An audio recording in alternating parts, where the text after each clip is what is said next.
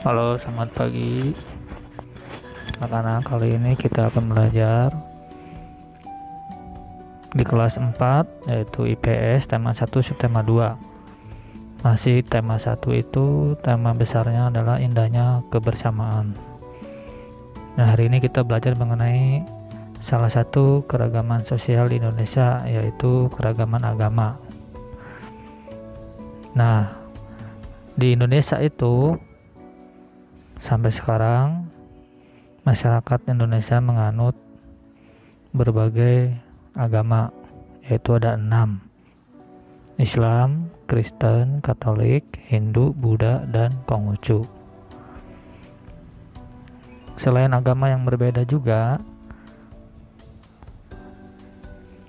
ada perbedaan lainnya seperti hari besar, tempat ibadah, dan kitab suci. Kita semua bebas menjalankan ibadah sesuai dengan agama dan kepercayaannya. Kita bisa lihat di sini dan ketahui ya, keragaman umat beragama disertai dengan keragaman atau keberbedaan kitab suci, tempat ibadah, dan hari raya. Ya, dimulai dari agama Islam dan juga sampai agama Konghucu ya. Di sini kitab suci, tempat ibadah, dan hari raya berbeda.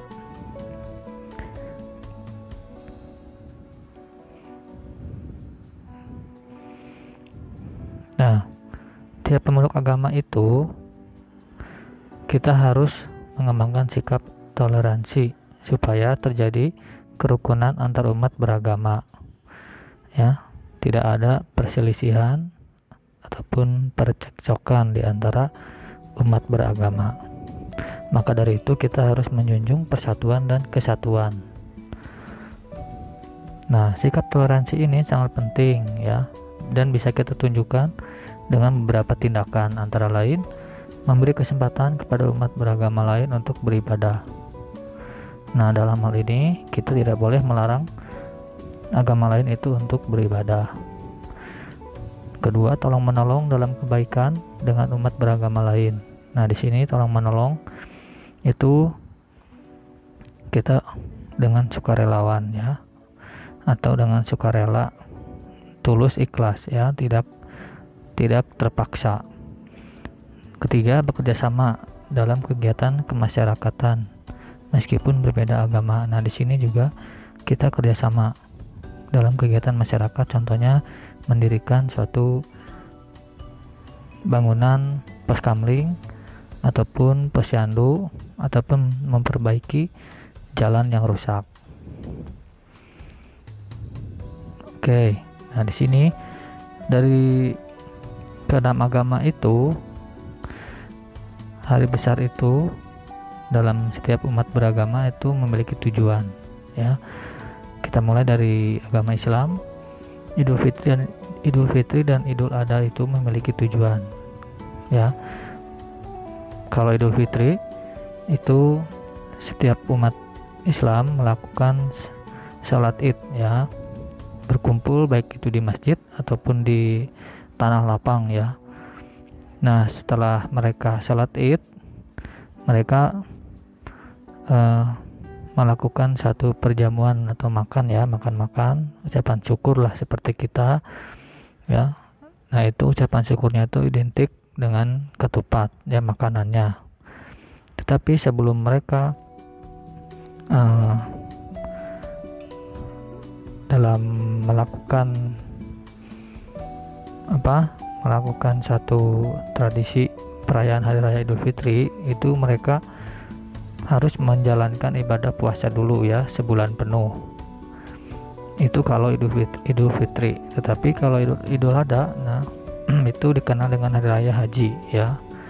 Ini juga sama, mereka melakukan sholat Id ya, sholat Id bersama baik itu di masjid ataupun di lapangan juga ya.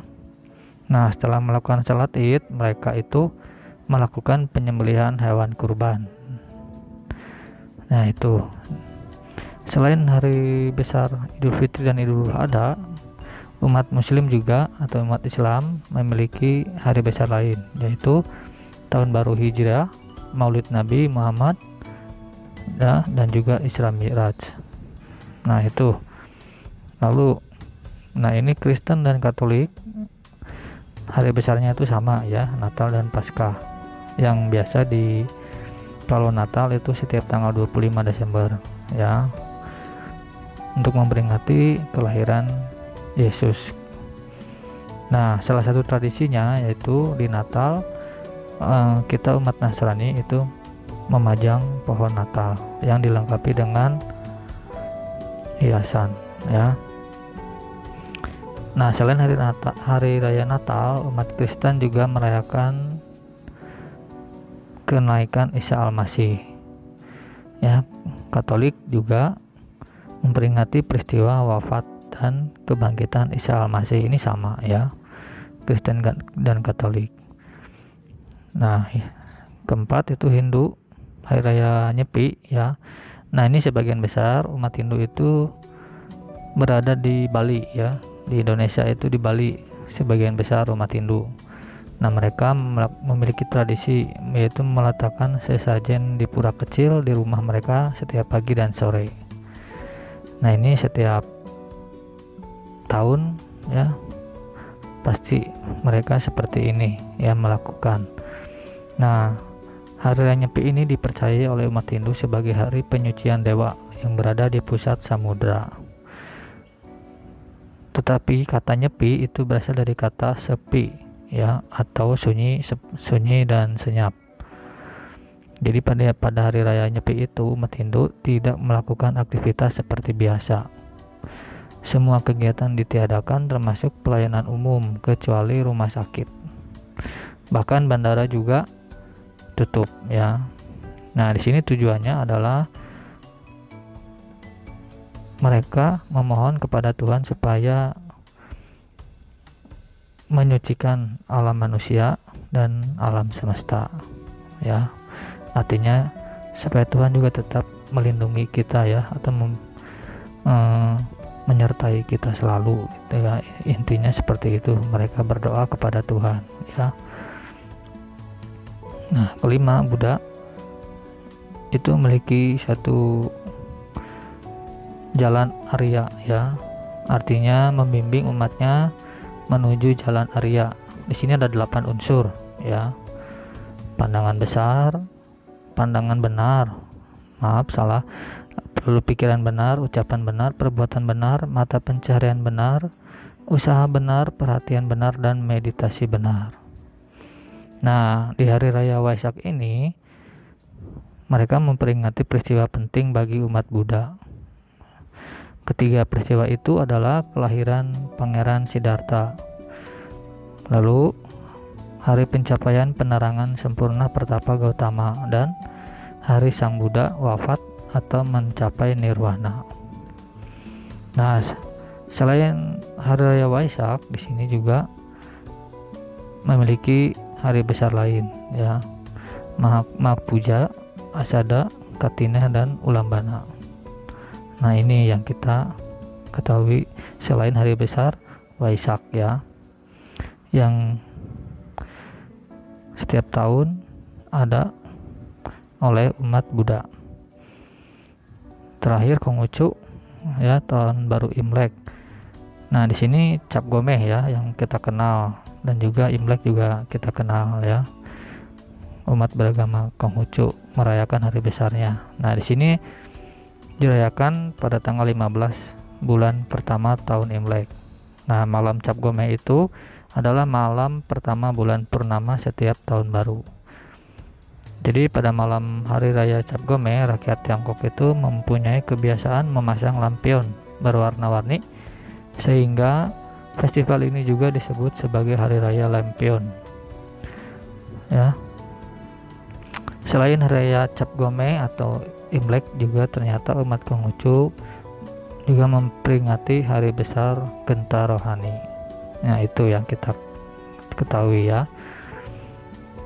Terakhir, nah di sini dengan semua keberagaman bangsa Indonesia itu adalah merupakan ciri atau identitas bangsa kita Indonesia.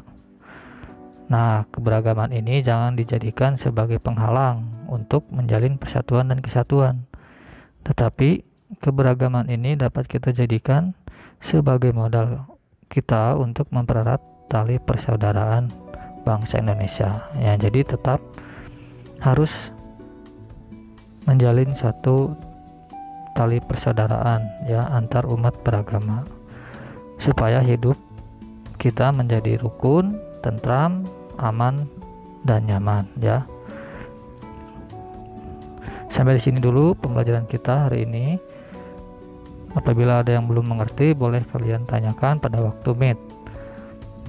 Terima kasih, Tuhan Yesus memberkati. Sampai ketemu pada pertemuan berikutnya ya.